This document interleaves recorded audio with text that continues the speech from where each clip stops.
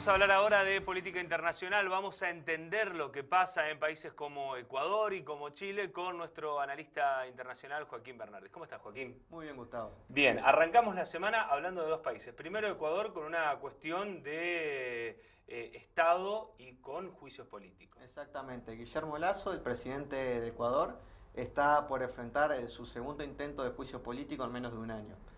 La semana pasada, la Asamblea Nacional de Ecuador... Que no es poco, segundo juicio político en menos de un año. Eso marca claramente la inestabilidad de Ecuador y que incluso eso se manifestó, ahora te voy a contar, en una reforma constitucional durante la época de Rafael Correa.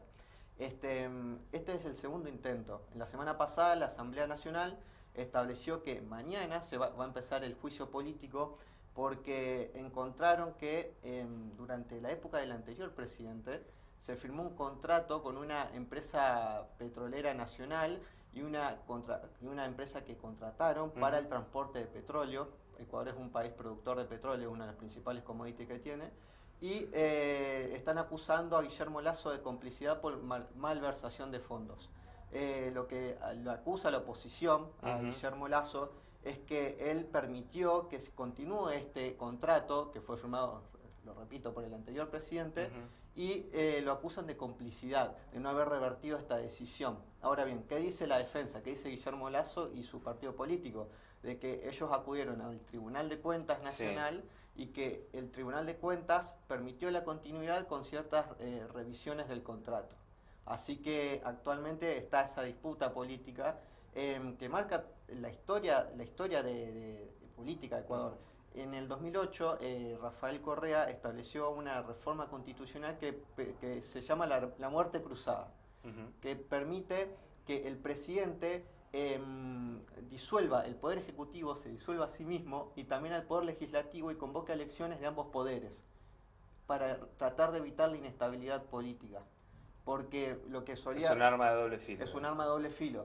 Y es muy difícil en el cálculo político actual de Guillermo Lasso acudir al mismo porque es un presidente muy impopular actualmente. Y también todo lo que fue su armado político para llegar a la presidencia se disolvió en estos 2 años de presidencia. Porque rompió con todos los partidos de la coalición con el que permitió ganarle al correísmo. Claro. Y está solo. Y entonces todos estos partidos con los que rompió ahora lo están tratando de enjuiciar.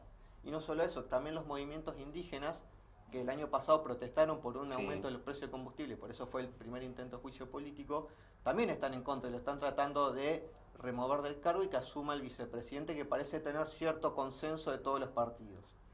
Esta es la realidad de Ecuador, mañana comenzaría este juicio. Exactamente. Dejamos Ecuador para irnos a Chile. ¿Qué es esta constitución que lo tendría a los pinochetistas ahí en el medio? Y bueno, lo que ocurrió es que, como era previsible, José Antonio Kast, que manifestó cierta simpatía en el pasado por el dictador Pinochet, ganó las elecciones. Obtuvo la mayoría de los constituyentes, obtuvo 23 de 50 constituyentes, y la derecha obtuvo la mayoría, porque también hay otro partido político de derecha que también obtuvo 11 constituyentes y ahí en total ya tienen 34. Mientras que el oficialismo solamente obtuvo 16, el gobierno de Boric solamente obtuvo 16.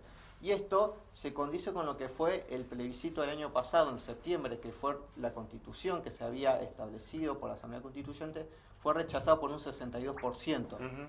Entonces, claramente esto es un nuevo revés para Boric, significa que el proyecto de nueva constitución, de las manifestaciones que empezaron en 2019, las reformas sociales, políticas y económicas no se van a poder manifestar tal como era en el espíritu del 2019. Y ahora la derecha va a tener la posibilidad de dictar su propia constitución. Y esto claramente va a limitar lo que es lo que resta del gobierno de Boric. Y seguramente, para un análisis propio, es que Kast va a buscar tratar de lograr una constitución que sea aprobada por el pueblo chileno, que se va a hacer un nuevo plebiscito en diciembre, con la nueva constitución, va a tratar de que sea aprobada y de esa manera catapultarse como el sucesor de Boric. Siempre tan convulsionada, ¿no? La política y la realidad de cada uno de los países de Latinoamérica. Exactamente, exactamente. Y Chile también actualmente tiene un problema de seguridad en las fronteras muy importante, por inmigrantes venezolanos que están entrando por la frontera de Perú y de Bolivia.